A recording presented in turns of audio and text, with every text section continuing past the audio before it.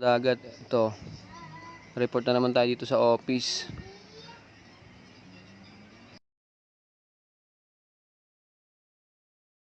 Kuha tayo ng mga online training dito sa agency para matapos na yung mga training ko.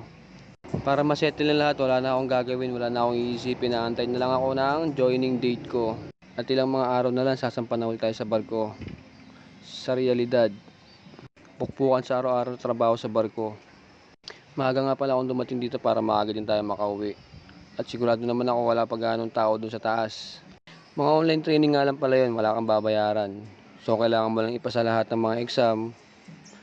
Provide naman lahat ng company namin eh. Ang gagastusin mo lang talaga gasolina, pamasahe, at pagkain mo. Dito hindi mo naman kailangan magmadali eh.